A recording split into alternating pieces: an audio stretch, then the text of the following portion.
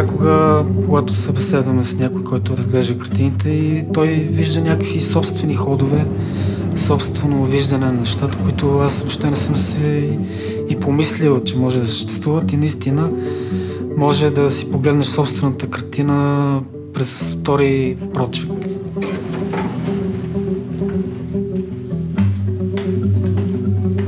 Образът не знаеш откъде ще дойде, понякога може да иде от лингвистиката, от писането. И самата мисъл отваря образа автоматично. Аз съм се замислил много за целият процес и би го разделил на свободни интерпретации и на целенасочени такива. Това е състоянието, когато мозъка блуждае и това е абсолютно отворена кутия, в която преминават всякакви мисли, спомени, изображения.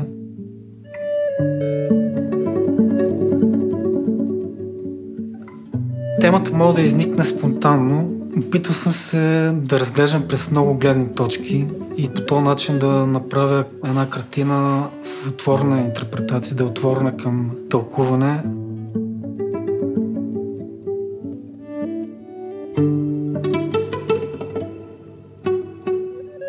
Това е лабораторията на разследването. Някаква мисъл може да се зароди като образ и аз търся подходящи подсказки. Листа и молива, прародителя на художника. От него тръгва всичко. Аз си събирам различни типажи, които искам да вложа в тази идея. Дори понякога изрязвам някакви парчета, слагам върху платното да видя как композиционно ще седи. Вече положени тези образи почват да си взаимодействат по някакъв начин. Записвам дори някакво изречение, някаква мисъл.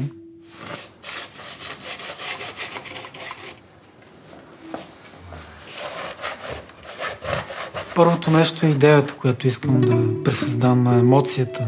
Самата зараждаща мисъл доста дълго понякога време. Дори дни аз съм стоял просто и съм мислил. Аз съм един журналист с четка. Опитвам да събирам емоции, да ги ловя. В момента, ако не можеш да се сети за образа, оставяш това изречение на страна, правиш нещо друго. После го прочиташ и може би веднага ти идват някакви визуализации.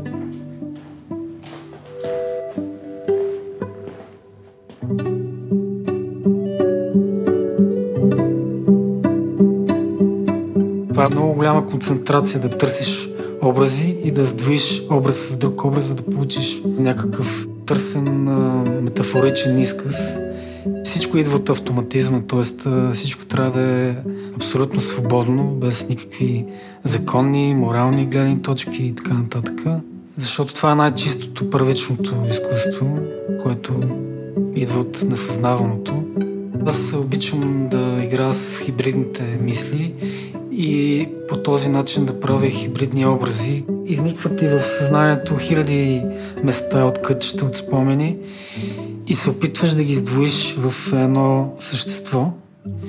И някакси самия дизайн на това, което искаш да сдвоиш с третото, за да направиш четвърти в пети изказ, се получава общо казано каша, но самия процес на скицирането, всичките къщчета идеи придобиват някаква обща форма и почват лека по лека да се конкретизират и се напасват. Всичко сигурно тръгва неосъзнато от големите майстори на нидерландската школа. Те са ми любими, като техника Ван Дайк, фантазията на Херонимус Бош. Правя акрилни подложки, тъй като първо по-бързо изсъхва и е много гъвкав и устойчив материал. Маслената боя дава свободата да разлееш по цялото платно с един много фин слой боя и тя да стане в нюанс и така да не загубиш рисунъка отдолу. Като ти изсъхне горния слой, натрупваш още един отгоре и отгоре и отгоре и накрая се слага верниз, за да стане бляскав момент. Темата за оръжията е част от една серия с рисунки, които направих. В нея съм се опитал да покажа това двойно възприятие между красивото и опасното. Метафората, че формата е красива, но съдържанието е опасно. Посочването, обвинението, това е едно оръжие между нас. Ние се обвиняваме нон-стоп. Всичко е оръжие.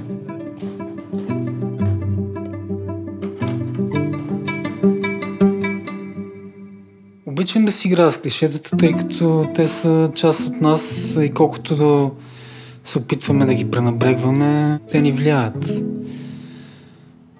Това сдвояване на мисълта и ръката е такъв един магиоснически процес. Просто ръката ти свободно прави конкретни неща, но без да се замислиш.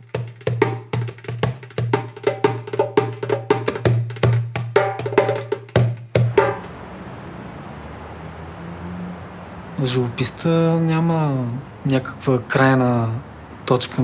Живописта е живот.